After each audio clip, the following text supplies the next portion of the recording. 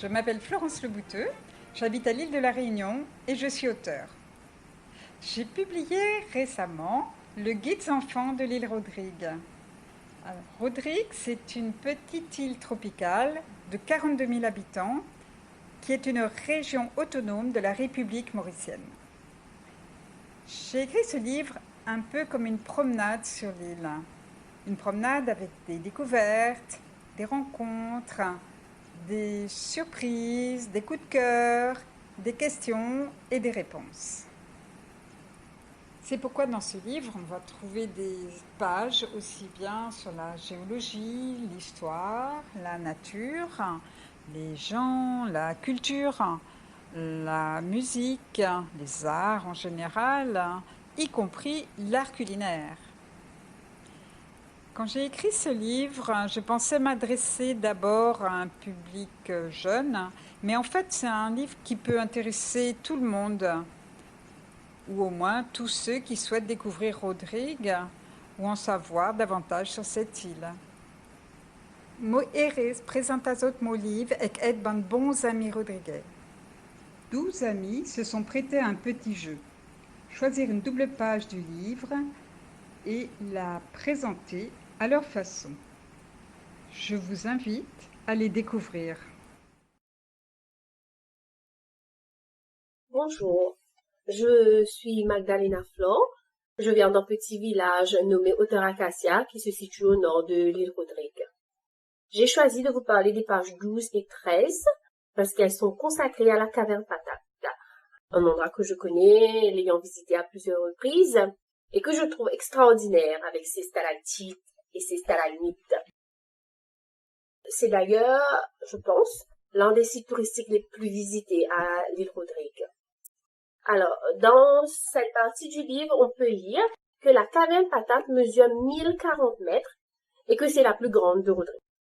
On nous dit aussi, je cite, à Rodrigue, il existe 26 grottes, mais seulement 2, la caverne Patate et la grande caverne de la réserve François Legas, peuvent être visitées. Ce que moi particulièrement j'ai trouvé intéressant dans ces pages, c'est lorsque le guide annonce qu'en 600 mètres, nous allons faire le tour du monde. Avec un petit peu d'imagination, on peut voir le palais de la reine d'Angleterre, la grande muraille de Chine, la carte de l'Afrique, des animaux et plein d'autres choses qu'il cite. Cela peut paraître invraisemblable, mais ayant moi-même fait l'expérience lors de mes visites, on a effectivement l'impression de voyager lorsqu'on fait la visite de la caverne Patate. Bonjour les amis, je m'appelle Debussy Spéville, je suis un Rodriguais, né dans le petit village de Rivière-Coco. J'ai choisi les pages 86 et 87 qui nous parlent des musiques et danses rodriguaises. On nous apprend comment à composer un orchestre traditionnel rodriguais. Il y a aussi des illustrations pour montrer les différents instruments, musiciens et danseurs. J'ai choisi ces pages parce que la musique est très importante dans notre culture. Et surtout moi-même, j'ai grandi dans une famille qui pratique la danse et la musique.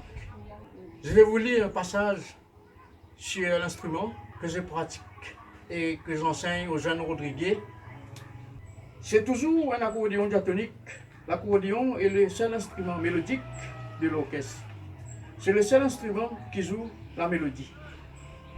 Tous les autres instruments sont des percussions. Je vais vous donner une petite démonstration à ma façon.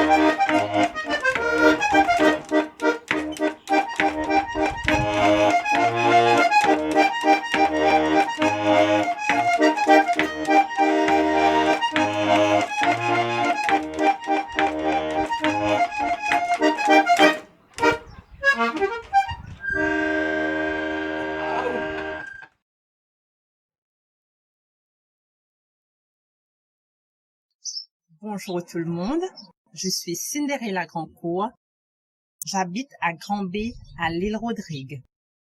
Dans le livre de Florence Lebouteux, Guides enfants de l'île Rodrigue, j'ai choisi les pages 36 et 37 qui ont pour titre Le solitaire de Rodrigue. Le solitaire pouvait mesurer 90 cm, peser 25 kg. Cet oiseau ne volait pas. Ses ailes astrophilées servaient à se battre ou à faire un bruit d'appel, en les faisant tourner très vite pendant quelques minutes. Je vous parle des charmes de Madame Solitaire, selon François Legas. La femelle est d'une beauté admirable. Il y en a des blondes et de brunes. François Legas semble amoureux des femelles solitaires.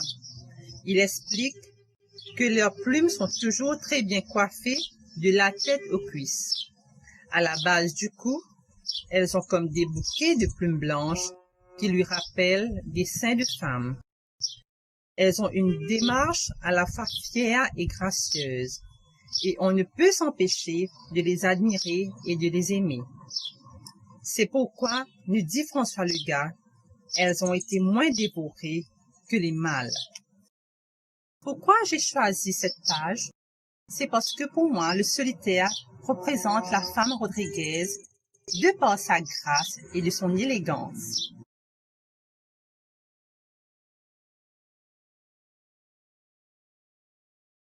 Bon après-midi. Marcel Peunen, artiste, auteur, compositeur, interprète, comédien, photographe. J'ai choisi les pages 38-39, 3 îles, 3 oiseaux, 3 disparus. À l'île de la Réunion, le solitaire de la Réunion. À l'île Rodrigue, le solitaire de Rodrigue. À l'île Maurice, le dodo. Pourquoi le solitaire a-t-il disparu? Les hommes ont chassé les solitaires pour les manger ou les envoyer vivre en Europe. Mais ils mouraient en captivité. Les solitaires ont aussi été chassés de leurs habitats. On a retrouvé beaucoup d'ossements dans des creux calcaires ou dans des cavernes. Il est possible que des solitaires s'y soient réfugiés pendant des incendies. Ils seraient morts de faim et de soif.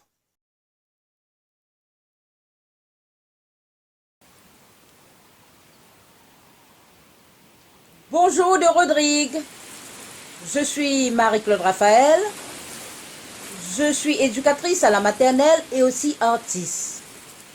Premièrement, ce livre Guides enfants de l'île Rodrigue est un outil pédagogique pour moi. En arrivant à la page 76-77 qui parle des années 40 et du bateau cargo Zambésia, ça m'a ramené à mon enfance, avec le souvenir de ma grand-mère qui m'a raconté l'histoire de Zambésia.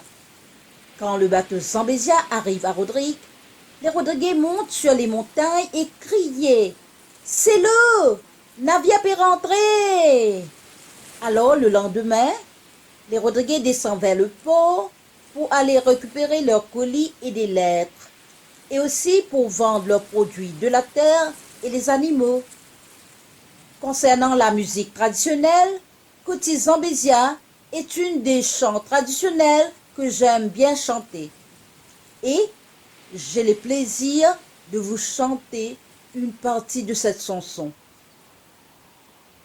Tonton Colo avec tonton Kadak, un grand matin, tu peux à travail. Arrive l'auteur, je tigue de la mer. Je trouve un bateau, tu peux rentrer. Je demandais, mais qui s'abatte là? S'abatte là, tu appelles Zambésia. Je fais nouvelle partout côté. Là, tout du monde, tu crier, c'est l'eau. Crier, c'est l'eau, crier, c'est l'eau. Crier, c'est l'eau, tout du monde, crier, c'est l'eau. Crier, c'est l'eau, crier, c'est l'eau. C'est l'eau, Zambésia peut rentrer. Crier, c'est l'eau, crier, c'est l'eau. Crier, c'est l'eau, tout du monde, crier, c'est l'eau. Crier, c'est l'eau, crier, c'est l'eau. C'est le zombie japé rentré. C'est le zombie japé rentré. Merci et je vous souhaite une bonne lecture.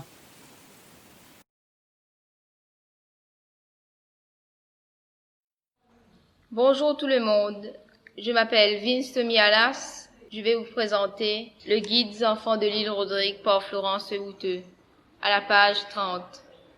Ce livre nous conte la biodiversité et la culture de l'île Rodrigue, la protection de la nature selon Vince. Il y a 3 ans, avec mes parents, nous avons participé au nettoyage de la plage de Saint-François. Nous avons ramassé les sacs plastiques. Les sacs sont dangereux. Ils peuvent étouffer les animaux qui les mangent, ou alors les poissons peuvent se trouver enfermés et mourir. Il vaut mieux utiliser des sacs en Vaqua. En plus, le Vaqua est plus solide. Quand on se promène dans la nature, il faut être respectueux. On ne doit pas écraser les plantes endémiques ou les œufs. On ne doit pas prendre les bébés ou les œufs des animaux. Et on ne doit pas s'éloigner des chemins tracés. Vince n'est pas le premier de la famille à aimer la nature. Son grand-père était fermier à Plaine-Corail.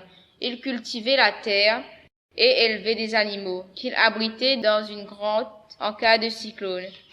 Il avait une maison à Pont-Maturin, mais préférait vivre dans la nature.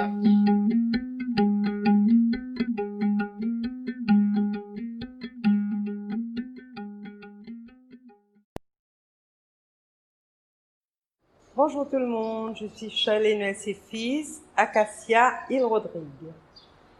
J'ai choisi les pages 16 et 17 qui a pour titre l'eau, la première des richesses.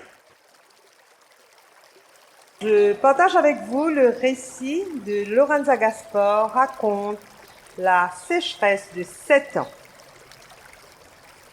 de 1972 à 1979. Au village de Latanier, il y avait autrefois un ruisseau et une source, tout près de l'école. Mais il y a 30 ans, l'eau a disparu. Il n'a pas plu pendant 7 ans. Tous les matins, les femmes marchent de Latanier à Saint-Gabriel pour aller chercher de l'eau. On partait à 2 ou 3. Quand on arrivait, il y avait toujours la queue. Puis, nous remplissons nos récipients. C'était long car la source de Saint-Gabriel ne coulait pas beaucoup. Le récit n'est pas fini. Je vous laisse découvrir vous-même. Comme dirait ce dicton, l'eau c'est la vie. C'est encore plus important à Rodrigue car l'eau potable est très rare. À la vôtre.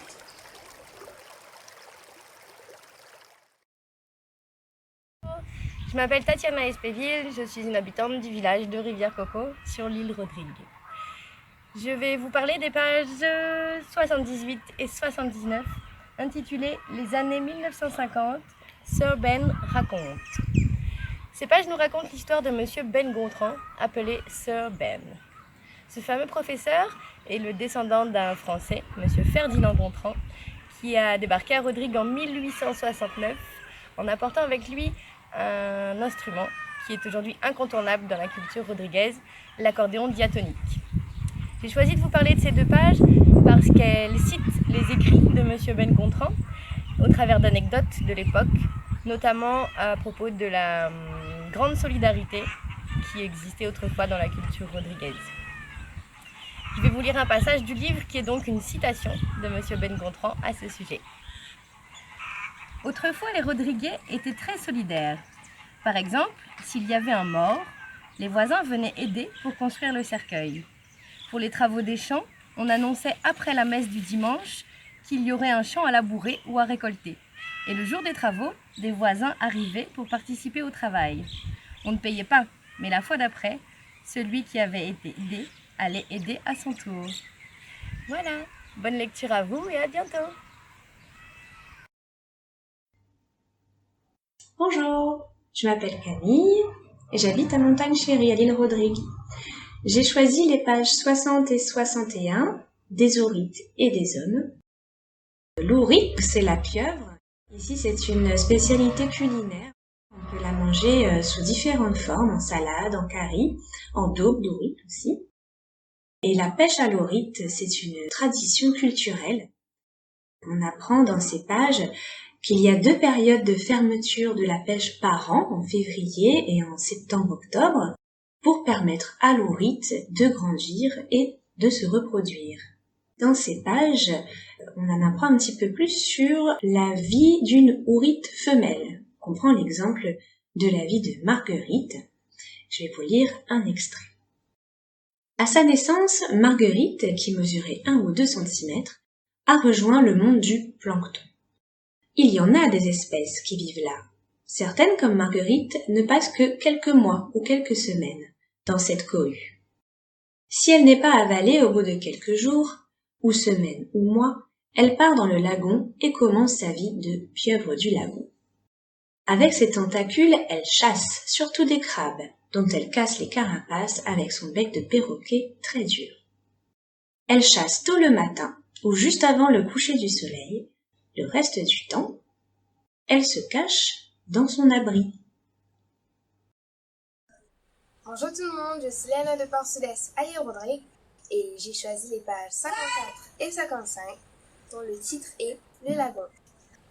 Dans ces pages, on apprend que le lagon qui entoure notre petite île a une surface de 240 km² et c'est presque 2 fois et demi la taille de notre île. Donc c'est assez grand.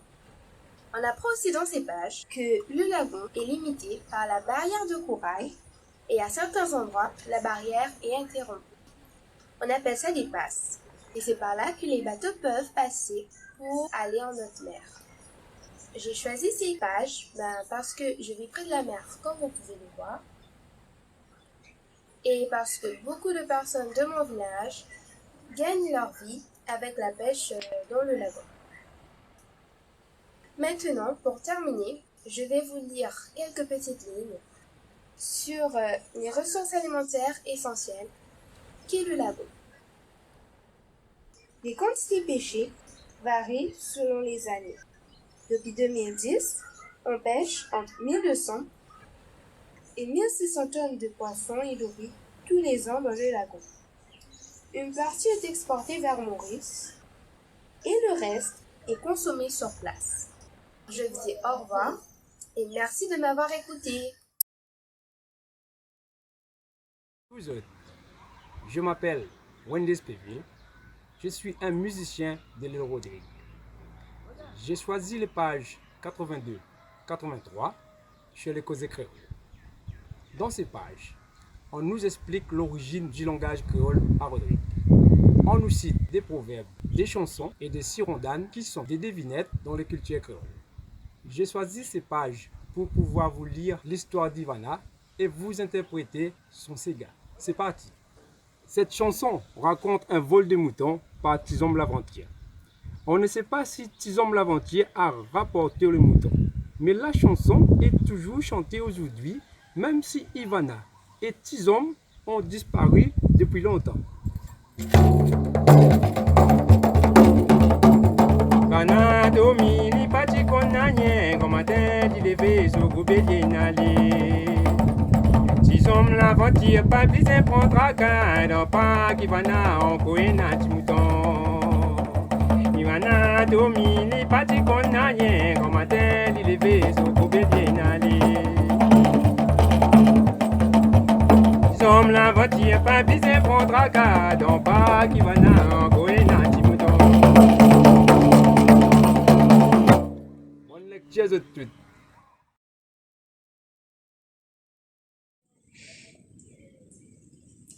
Coucou, je m'appelle Jean-Hugues Stéphano Genave, j'habite à Port-Sud-Est. J'ai choisi les pages 42 et 43. Dans ces pages, on compare l'homme et la tortue éléphantine. On apprend que la tortue a une durée de vie de 200 ans et l'homme 100 ans. On apprend aussi que la tortue boit avec le nez, contrairement à nous qui buvons avec la bouche. J'ai choisi ces pages parce que ma visite à la réserve des tortues à François Légat à Anse-Kitor a été très intéressant et impressionnant. Au revoir.